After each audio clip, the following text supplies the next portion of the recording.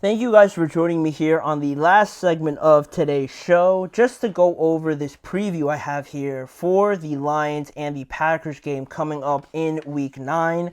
Arguably the best game on this week, the NFC North leading Lions at 6-1 travel to Green Bay to face the Packers, who are second in the NFC North right now at 6-2. Green Bay enter this matchup on a 4-game win streak, while the Lions enter on a 5-game win streak. Two of the hottest, two of the best informed teams in the NFL play this upcoming week, and they're in the same division. It's as good of a matchup as you'd want to see in the NFL. The Lions are coming off of a 52-14 stomping, just beat down of the Tennessee Titans and taking first place away from the Vikings after the Vikings lost their second consecutive game the week prior as well. So that is as good of a form you'd like to come into, right? And then you look at the Packers, on the other hand, coming off of two very tight games against the Jaguars and against the Houston Texans, decided by a combined 5 points between those two games. They beat the Jaguars just this past Sunday by 3 points and the Texans by 2 a couple weeks ago. And these two teams last year, you look back to last year and where they were compared to where they are right now.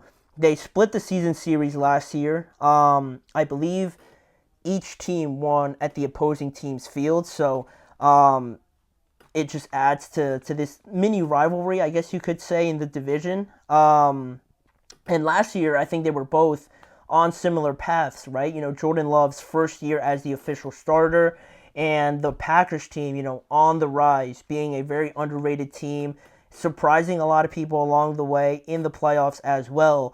The same thing could be said for the Lions, right? Building on this project with Dan Campbell, Jared Goff, all their young players that they have still. Last year, they were a underrated team that people liked the story, but they didn't really believe yet in what this team could be. And they also proved a lot of people wrong, got to the conference championship. They arguably should have won it, but that's where the lack of experience comes in, right?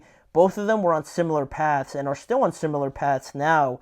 And I think last year's success, both of them being sort of underdogs now this year, this could be a matchup of a conference championship, right? You never know with how it all ends up with the seedings and everything, right? That's how highly I guess I value these two teams, but I think it's almost a consensus view on the Packers and on the Lions that they are two of the best teams in the NFC. And focusing here on the Packers a little bit, the biggest question, piece of news that's on everybody's mind is the health of Jordan Love and how he kind of progresses through the week with that groin injury.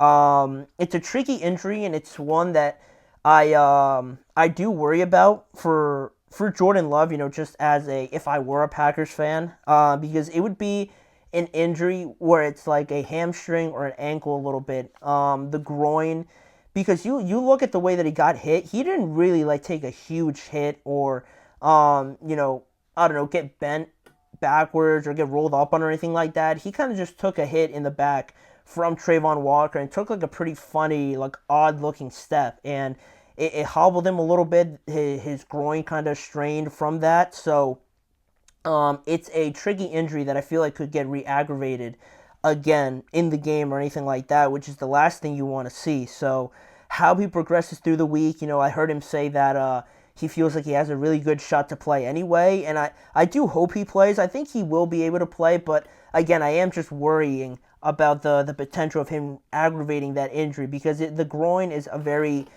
like I said, a tricky injury to deal with, especially, running out of the pocket, staying alive and things like that.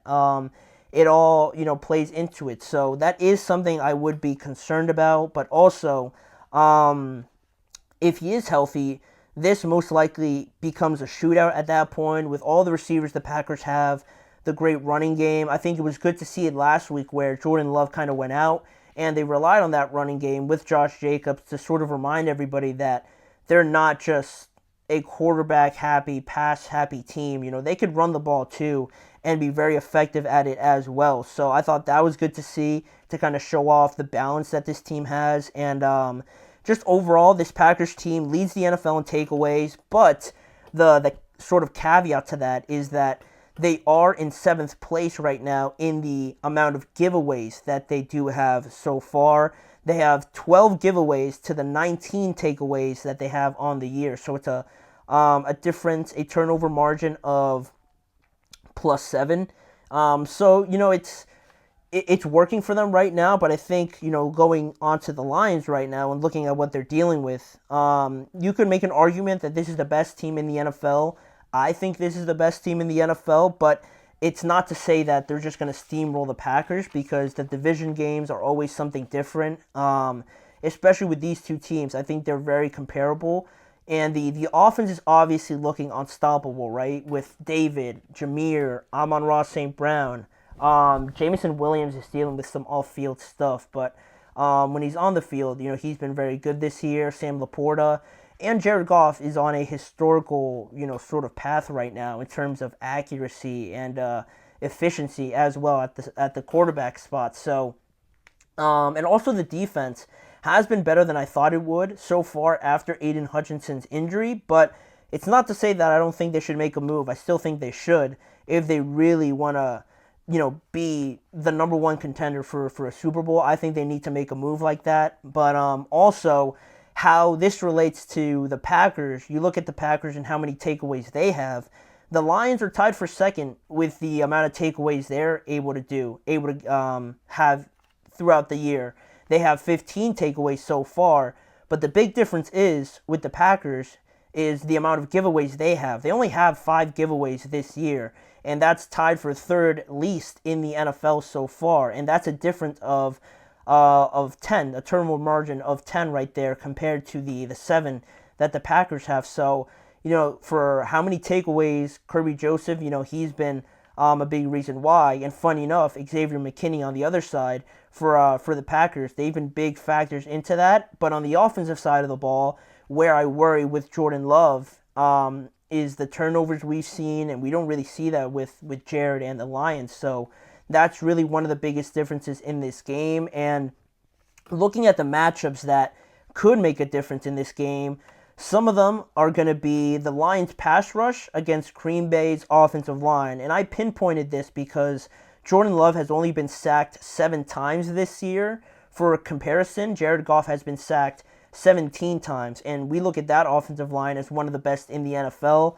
Jordan Love, at least in pass protection, this offensive line has really not had Jordan Love in too many critical situations or critical spots where he's necessarily running for his life. So that's great to see going up against a pass rush that I'm still pretty questionable about, but they've been able to make do without a legitimate, recognizable name as a pass rusher. So who wins that battle? Does the lack of a pass rush now make a difference if Jordan Love is just sitting there picking their defense apart? I feel like that could be a case, or the Lions could surprise everybody and have a pretty decent pass rush without a namesake guy. That's one matchup. And also, another one I'm looking at is just both of these teams' running attack. The Packers running attack with Josh Jacobs and the Lions running attack with David and Jahmyr Gibbs. Both of their running games rank 5th and 6th best in the NFL against rushing defenses on the other side. In Detroit, that ranks 5th, and Green Bay, that ranks 10th in the NFL. Not a huge discrepancy there. Both of them are able to run the ball, but are also able to stop the run at a decent rate. So who sort of breaks, who gives in, who allows bigger chunk plays in the running game, right? And who sticks with the running game longer as well is an interesting chess match that I think will decide this game. And lastly, the 2 play callers, Matt LaFleur against Ben Johnson.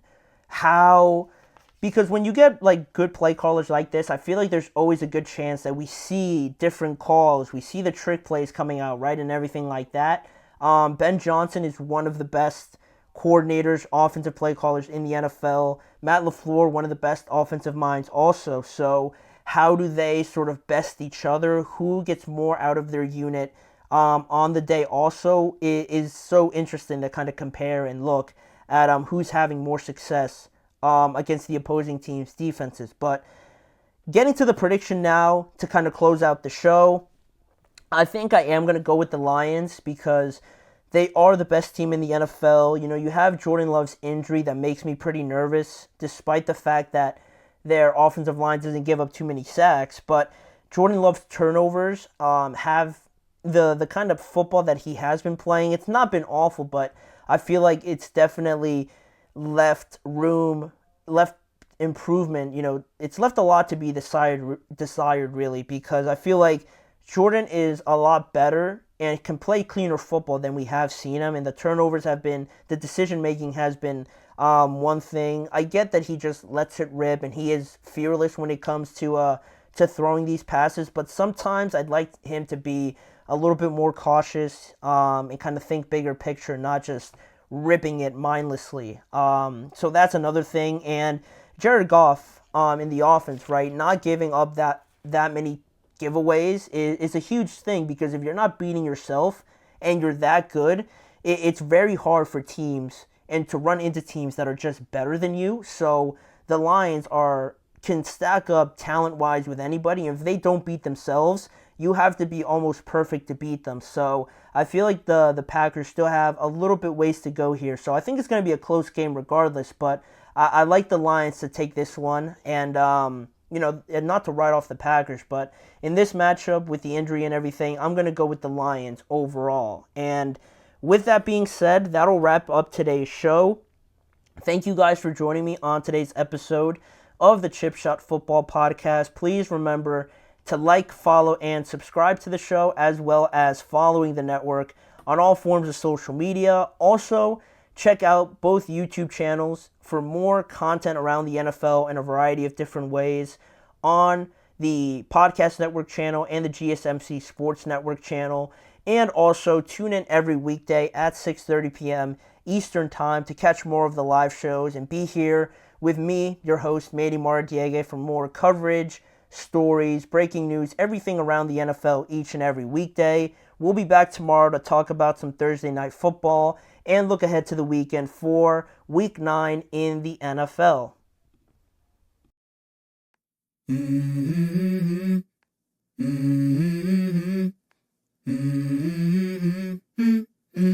Let's go. I wake up to a little bit of drool on my pillow, feel like it's gonna be a bad day. Yeah, I'm tired of shit, and the coffee ain't hit yet, damn, ain't that great. I don't wanna go to